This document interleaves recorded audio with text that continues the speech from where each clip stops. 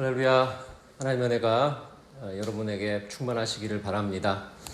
오늘 함께 볼 하나님의 말씀은 사도행전의 말씀입니다. 사도행전 26장 9절부터 18절 말씀을 제가 읽어드리겠습니다. 나도 나사렛 예수의 이름을 대적하여 많은 일을 행하여야 될 줄 스스로 생각하고 예루살렘에서 이런 일을 행하여 대제사장들에게 권한을 받아가지고 많은 성도를 옥에 가두며 또 죽일 때에 내가 찬송 투표를 하였고 또 모든 회당에서 여러 번 형벌하여 강제로 모독하는 말을 하게 하고 그들에 대하여 심히 격분하여 외국 성에까지 박해하였고 그 일로 대제사장들의 고난과 위임을 받고 다메섹으로 갔나이다. 왕이여, 정오가 되어 길에서 보니 하늘로부터 해보다 더 밝은 빛이 나와 내 동행들을 둘러 비추는지라. 우리가 다 땅에 엎드러짐에 내가 소리를 들으니 히브리 말로 이르되 사울아 사울아 내가 어찌하여 나를 박해하느냐. 가시체를 뒷받질하기가 내게 고생이니라. 내가 대답하되 주님 누구시니이까. 주께서 이르시되 나는 내가 박해하는 예수라. 일어나 너의 발로 서라. 내가 내게 나타난 것은 곧 내가 나를 본 일과 장차 내가 네게 나타날 일에 너로 종과 증인을 삼으려 함이니 이스라엘과 이방인들에게서 내가 너를 구원하여 그들에게 보내어 그 눈을 뜨게 하여 어둠에서 빛으로 사탄의 권세에서 하나님께로 돌아오게 하고 죄사함과 나를 믿어 거룩하게 된 무리 가운데서 기업을 얻게 하리라 하더이다. 아멘. 우리가 지난 시간까지는 이 복음 실천하기에 대해서 나누었습니다. 복음을 실천한다는 것은 하나님 나라의 삶을 실천하는 것이죠. 하나님 나라의 삶은 어떤 삶입니까? 하나님의 나라의 삶은 사랑의 삶입니다. 정의의 삶입니다. 지혜의 삶이고 소명의 삶이고 영원의 삶입니다. 이 사랑의 삶이라는 것은 하나님 나라의 특징인데요. 하나님을 사랑하고 이웃을 사랑하는 것이죠. 또 정의의 삶은 소외된 이웃들, 사회적 약자들을 돌보는 그런 삶입니다. 또 하나님 나라의 삶은 지혜의 삶이죠. 예수님께서 가르쳐 주신 그 지혜대로 살아가는 삶입니다. 또 하나님 나라의 삶은 소명의 삶입니다. 우리가 하는 일을 하나님 나라의 비전과 연결시키며 살아가는 그런 삶이 되겠습니다. 또 하나님 나라의 삶은 영원의 삶입니다. 새하늘과 새 땅을 바라보면서 새 예루살렘에서의 삶을 기대하며 살아가는 것이죠. 이렇게 하나님 나라의 삶을 추구하는 것이 복음을 실천하는 것입니다. 자, 오늘부터 나눌 말씀은요, 복음을 보여주는 겁니다. 우리 공동체 안에서 다른 성도들에게 복음으로 산다는 것은 무엇인가를 어떻게 보여줄 것인가에 대해서 함께 나누려고 합니다. 먼저 교회에 대해서 알아보려고 하는데요. 교회란 과연 어떤 곳인가? 우리는 교회에서 그리스도인의 삶에 대해서 배우게 됩니다. 그리스도인의 삶은 어떤 것인가를 교회의 공동체의 그 삶을 통해서 우리가 배우게 되는 것이죠. 그래서 교회 안에서 그리스도인의 삶에 대해서 어떻게 생각하는지 또 어떻게 살아가고 있는지를 통해서 다른 사람들의 신앙에 영향을 미치게 됩니다. 또 교회는 제자도의 방향을 결정합니다. 그 제자도의 방향을 결정한다는 것은 이 제자가 걸어가야 될 그 길의 방향을 우리에게 제시해 주는 것이죠. 우리가 예수님의 제자로서 어떤 방향으로 어떻게 살아갈지를 우리에게 보여주시는 것입니다. 또 교회는 이 스캇 맥나이트는 그릇 속의 샐러드다라고 이제 표현을 하고 있습니다.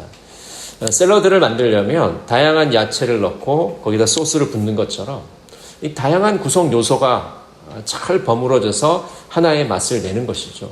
마치 우리나라의 음식의 비빔밥과 같습니다.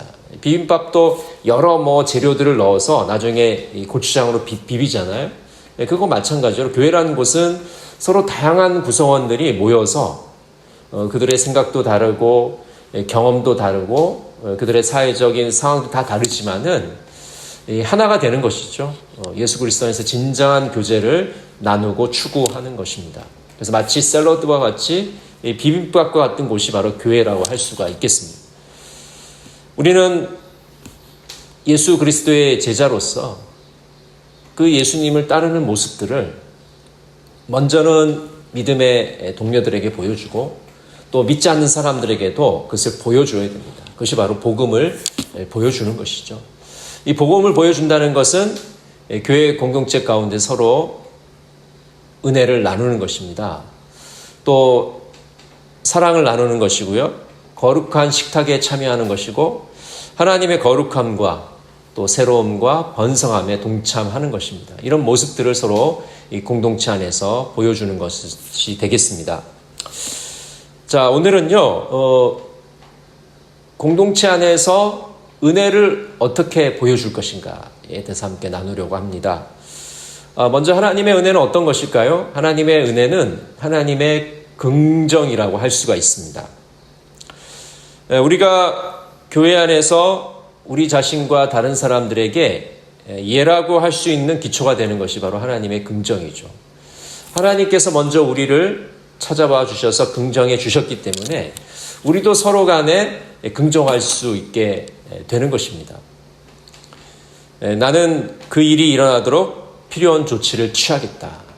하나님께서는 우리에게 일어나는 여러 가지 문제들 또 어려움들을 해결해 주시겠다고 약속을 하시는 것이죠. 그러면서 언제든지 우리들을 받아주시고 용납해 주시고 긍정적으로 대해 주십니다. 그래서 하나님은 우리를 부정적으로 대하는 법이 없습니다. 항상 긍정적인 모습으로 우리를 대하시기 때문에 우리는 그 하나님의 긍정을 통해서 다른 사람들에게 이해할 수 있고 다른 사람들도 부정적인 존재가 아니라 긍정적인 존재로 그들을 대하게 됩니다. 그래서 하나님의 긍정은 모든 일을 위한 것입니다. 왜냐하면 어느 누구도 하나님의 긍정을 받을 수 없는 사람은 없기 때문입니다.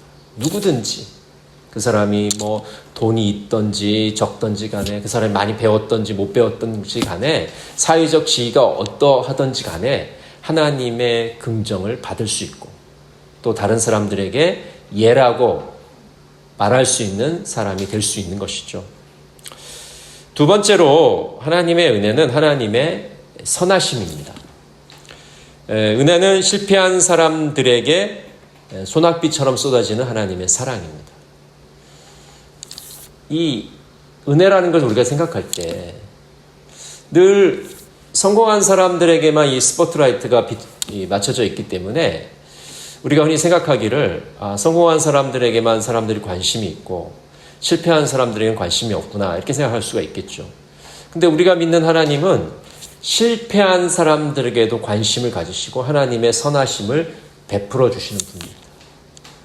우리 한국 사회가 경쟁 사회이기 때문에 서로 경쟁이 너무 심해서 성공한 사람들을 대우해주고 그들에게 박수를 쳐주지만은 실패한 사람들에게는 관심이 없습니다. 사회의 낙오자로 여기는 경향이 큽니다.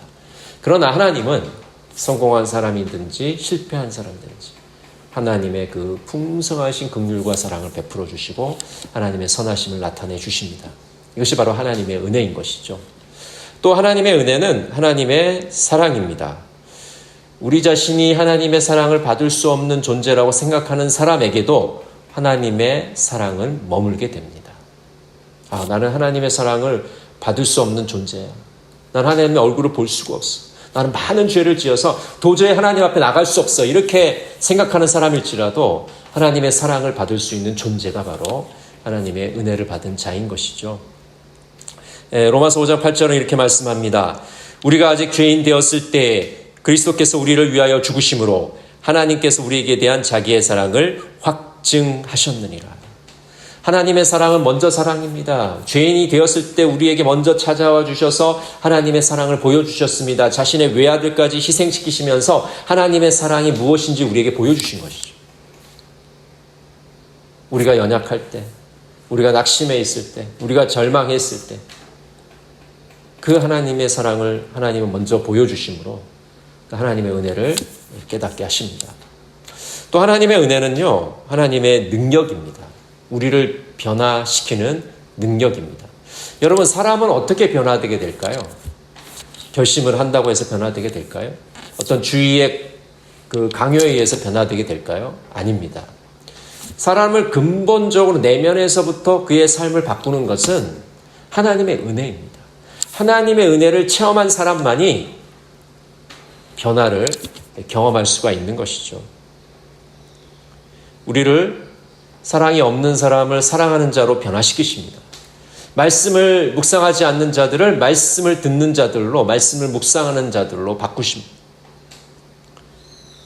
영생을 누릴 수 있는 준비를 시키시는 것이죠.